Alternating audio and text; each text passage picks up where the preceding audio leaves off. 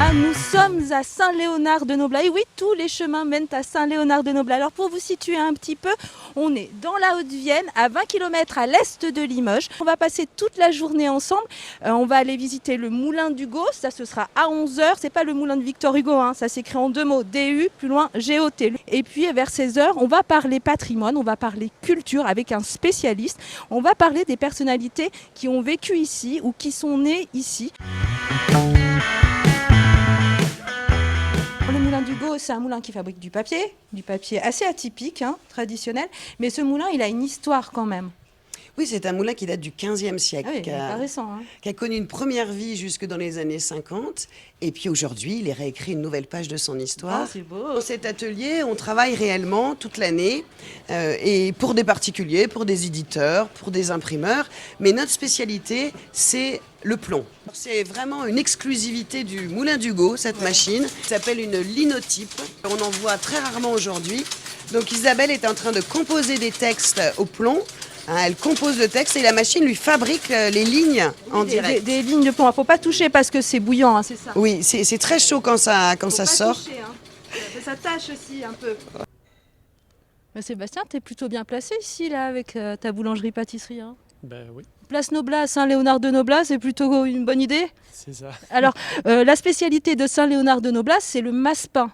Qu'est-ce que c'est que le massepain, Sébastien? Le massepain, c'est un petit biscuit aux amandes qui a été ramené par les pèlerins de Saint-Jacques-de-Compostelle à Saint-Léonard. Des amandes brutes que l'on émonde, on les mélange à du sucre, Ah, du sucre. du Et puis, blanc d'œuf, hein, c'est ça. le jaune, je mets là. Ouais. Ok, bon, j'en mets qu'un. Un seul, ouais, ça va dessus. Ça poisse un peu son truc. Hein. Voilà, je continue. J'en fais Ouais. combien? Tu les fais cuire combien de temps? Ça aussi, c'est mystérieux. Non, un quart d'heure, 20 minutes, Un quart d'heure, 20 minutes. Et donc, ça donne des gâteaux comme ça. comme ça. Voilà, Je peux goûter? vas-y. Ouais, j'y vais. Du pain moelleux. À tout à l'heure. Vous voulez des massepains? Des bons massepains. Guillaume, toi, tu es animateur de l'architecture et du patrimoine. Alors, tu vas nous parler un petit peu de Saint-Léonard et notamment de l'architecture et de cette collégiale qui est quand même un monument très imposant. Oui, c'est de loin le monument le plus imposant de la ville.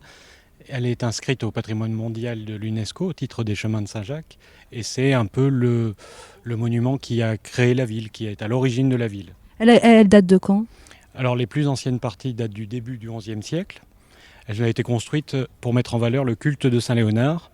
C'est un saint qui est un peu inconnu jusqu'au XIe siècle et qui va être relancé par l'évêque de Limoges, par la rédaction de sa vie et par la construction de cette collégiale. Et en 2 siècles à peine, elle va passer d'un saint presque inconnu à un saint connu dans toute l'Europe occidentale. Gay-Lussac, c'est certainement une des personnalités les plus connues de Saint-Léonard. C'est un physicien du XIXe siècle.